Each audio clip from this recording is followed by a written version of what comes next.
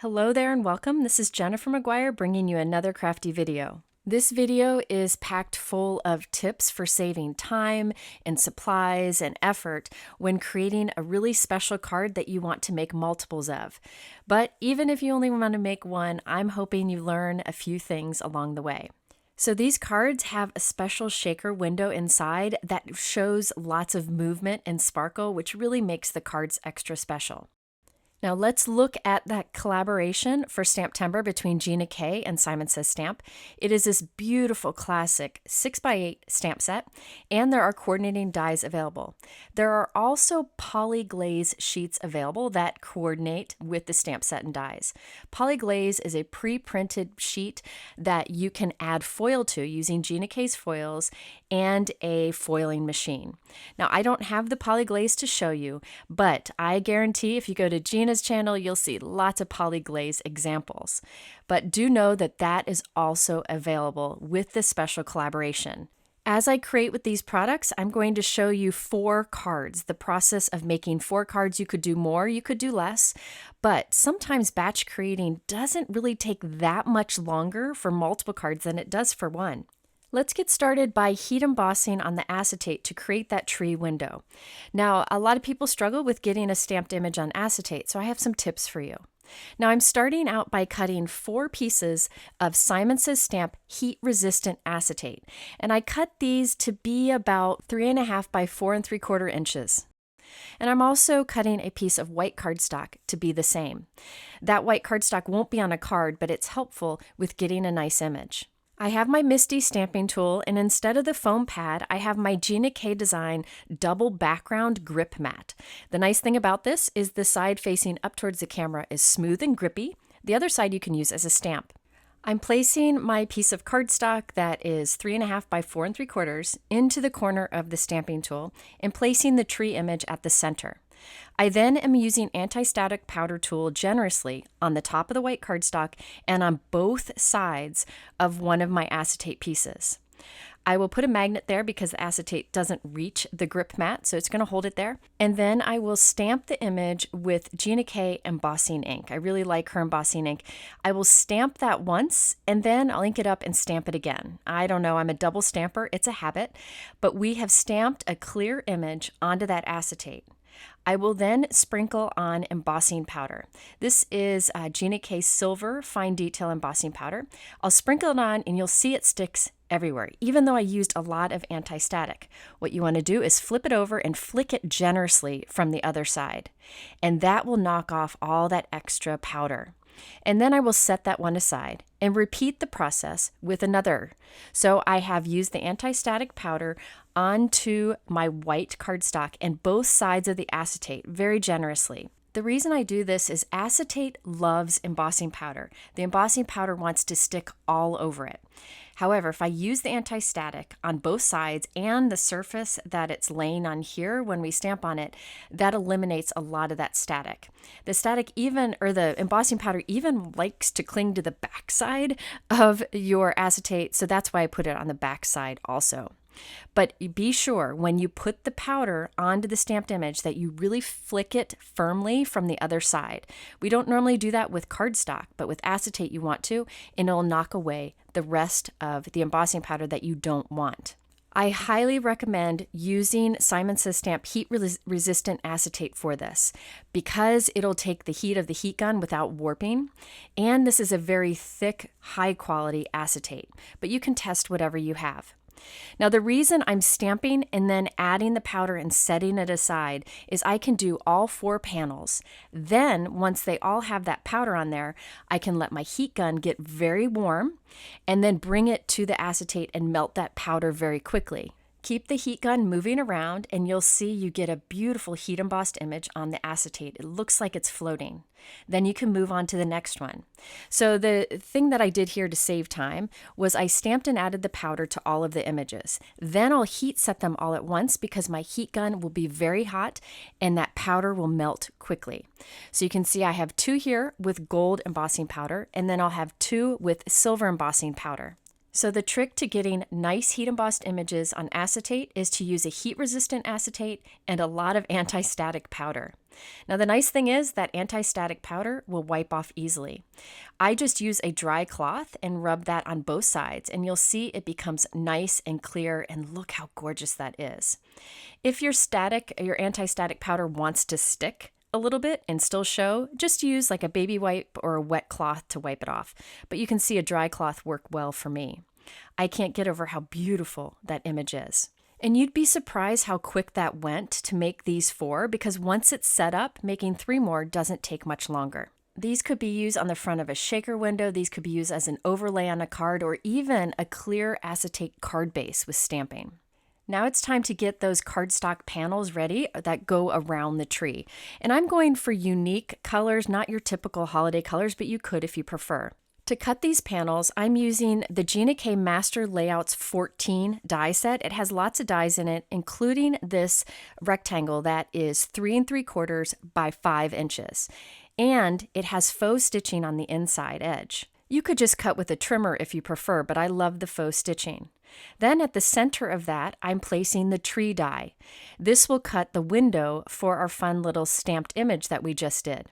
I'll run that through my die cut machine, and I will be using this negative space piece that has the faux stitching, but I do have that tree die cut there at the top left that I can save for another card. So this actually would be great for 2 for 1. All you have to do is stamp the tree image on these die cuts, and you have another set of cards. I won't be using those tree die cuts today, but I will save them for the future. Now, the 4 colors of cardstock that I used are Gina K Innocent Pink, Ocean Mist, and Plum Punch, and then I also used white for my 4th card. Once I've created all 4 of these tree panels, I will flip them over and use Gina K Tape Runner on the back side. And then I will lay the acetate piece behind it, lining up the heat embossed image with the window. It's very easy to do, and I will do that to all 4. So the key to batch creating is to do all of the steps at once. So I'm doing all 4 of these panels at once, then I'll move on to the next step and do all 4 at once, instead of making one individual card and then going to the next one. That takes much, much longer. While I do this, I want to mention that there are other images in this stamp set that would work great for this technique. Those ornaments would be great going down a card, and you can turn the ornament itself into a shaker window like we're doing here. So this is a technique that will work with a lot of stamps and coordinating dies. Next, I'm going to create the dimension for this card that will form a well for our shaker window. I wanted to go with something that was quick to do, would hold up nicely in the mail, and be not too much bulk. So this is what I think works the best and doesn't take as long as other options. I'm using Altenew double-sided adhesive sheets, and I'm actually holding 2 pieces together so I can cut 2 pieces at a time. And these pieces I'm cutting to be slightly smaller than our colored panels that we cut the tree out of the center. So these will be slightly smaller than 5 by 3 3/4 inches. For this method, you'll need 2 of these pieces for each card, so I'm cutting 8 of them now because I'm creating 4 cards. I then have some craft foam here. This is inexpensive white craft foam you can get at a craft store. The one I choose to use is from Spellbinders. It's called Pop-Up Craft Foam, and that gives you nice dimension and it die cuts beautifully. So I'm cutting these to be the same size as that double-sided adhesive. So these pieces are also cut to be slightly smaller than 5 by 3 3/4 inches. I will then place the double-sided adhesive sheets on both sides of this craft foam.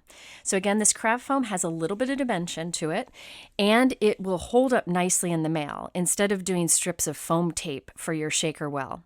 So I have the adhesive on both sides of that craft foam, and I'll do that with all of the pieces.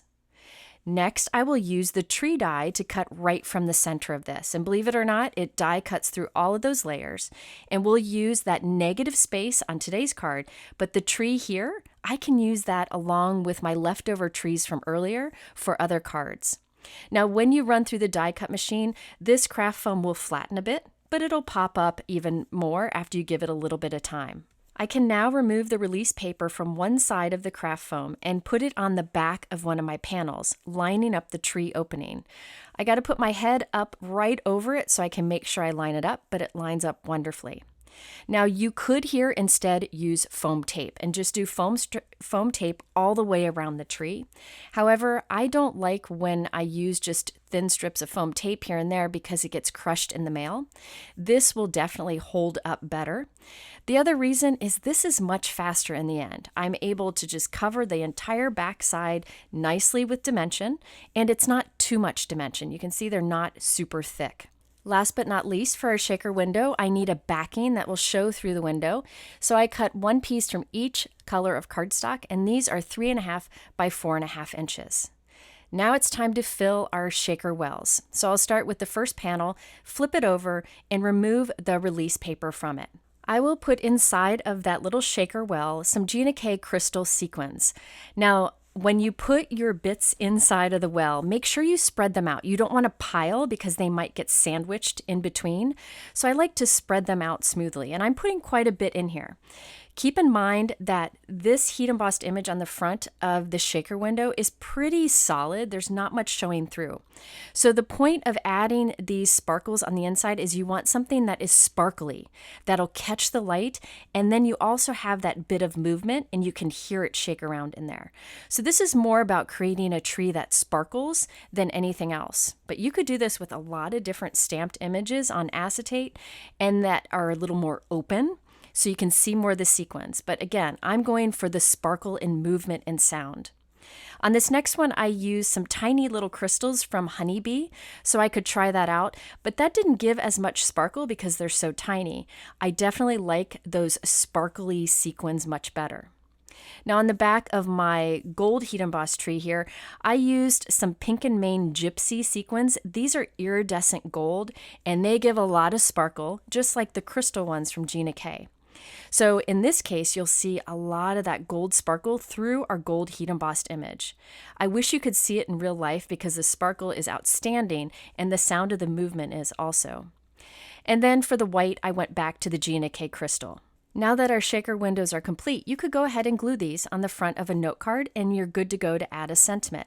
However, I really like to have a gold or silver mat around my shaker window. I think this just gives a nice detailed finished look, but you could skip it if you wanted to. Now I want those mats to be gold matte cardstock and silver matte cardstock, which is a little bit pricier than regular cardstock, and a lot of it's going to get covered. The only thing that's going to show is that little outside edge. So I'm going to show you how to preserve some of that inside cardstock for future use. So the big rectangle die that I have there is from Gina K Designs Master Layouts 2. It creates a plain rectangle that is slightly bigger than the faux stitched rectangle that I use to create my panels. So it'll give me a tiny little mat that will peek out from our shaker windows. I will use that and a smaller rectangle die, just another one from my stash, to cut at the same time.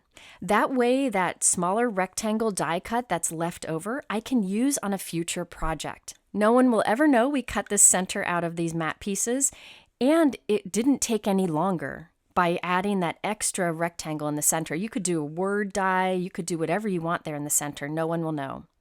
Now I'll put adhesive on the back of our mat and add it to a 4¼ by 5½ inch white note card. I like to add this first on all of our panels and then add the shaker window right on top for all of the panels. Again, that is the best way to batch create cards or mass produce cards, is by doing each step on the cards at the same time instead of making one card and moving on to the next. Then we can add our shaker windows right at the center of these, and you'll see there's a very thin silver and gold mat around that shaker window that I absolutely love, but you could skip if you wanted to. I really appreciate Gina K Designs Master Layout die sets because they often have a die and then one that's just slightly bigger so you can have that tight mat around your card panel or whatever element you're creating. Next, we need sentiments. So I have a piece of white cardstock in my stamping tool, and I'm stamping 3 sentiments at once with clear embossing powder. Then I'll rotate my paper and stamp those again on the other side of it. I did use anti-static powder tool first. By stamping multiples here, I'll save some time again because I can create all of my sentiments at once for the cards that I've created, and I'll actually have 2 left over. I then will add silver embossing powder to 3 of the sentiments, gold embossing powder to the other 3, and that way I have the 2 different options for my cards. I let my heat gun warm up for a bit, and now we can melt the powder. And I thought I'd take this opportunity to share with you a tip that I think makes a noticeable difference. And that is, I often like to heat my heat embossed images from the back side of the cardstock and melt it that way. It takes a little bit longer, about twice as long to melt it, but I think it makes it smoother. So let me show you a comparison. This gold Merry Christmas I melted from the back side. And then the Christmas wishes above it, I melted from the front as normal.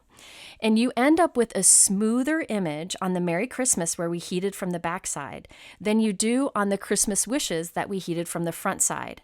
The Christmas wishes is a little more bumpy. The Merry Christmas is smoother. It's kind of hard to see in the video, but I feel it makes a big difference, especially when this is the focal point of your card. And I encourage you to try this because you may appreciate the difference also in your final heat embossed images. Then I can use the coordinating dies to cut these out, and I can choose which sentiments I add to my cards. I was about to glue all of these onto my cards when I thought I really wanted to add some of these little stars in the background. There are 3 different size kind of stars that are included in the stamp set. I should have done this earlier, before I assembled the shaker window, but I didn't think I needed it at the time, but I felt like this balanced things out a bit more. So I'm taking my completed cards, putting it into my MISTI stamping tool. I don't need a mat underneath it because there's a little dimension to this thanks to that craft foam. And I'm stamping the stars around the top of the tree using embossing ink, but I won't heat set it. Remember, embossing ink also creates a watermark image. It just makes it a little bit darker than the background. So I'm just doing that for a little subtle interest, but you could skip this if you wanted to, or have done it earlier. It would have also been fun to stamp with a background stamp on this before we created our shaker window or used an embossing folder. To finish the card off, I just glued the sentiment right onto the front of the card, and I added some gems onto the front of the acetate. So let's take a closer look. I wish you could see how much sparkle and movement you have inside of that tree. It makes it look like it's twinkling in real life. It's just gorgeous. And you can see how we have that kind of floating gold heat embossed image because we did it on acetate and added dimension behind it. And you have the nice gold mat that we took the time to add. And as I said, I did add a few gold gemstones to the gold heat embossed image on the acetate for even more sparkle. Now the stars I stamped on the back of this one because clear embossing ink doesn't show up on white. Instead, I just stamped with a really light gray ink, so that would show up a bit. So this is a technique that you can do with a variety of stamps and coordinating dies that you have. You could choose an image that has more open area so that you see more of that movement on the inside with the shaker bits. However, I really like this because that shaker movement just gives you a little bit of sparkle showing through, that little twinkling effect, and you can hear the sound of the movement. Now again, I recommend using little iridescent or sparkly confetti or sequins like I did on my blue, white, and plum card. I find that captures the light more and the movement more. So there you see 4 examples. Again, you could do more traditional colors if you wanted to, but I wanted to try some non-traditional colors today. I hope you enjoyed this video and learned a tip or two. If you are interested in the supplies I use, they are linked below in my YouTube description. Keep in mind that this Gina K STAMPtember collaboration, once it sells out, it won't be restocked, but I will link to some similar products that would work well with this technique also. Thank you for spending this time with me. Have a wonderful day, and I'll see you soon.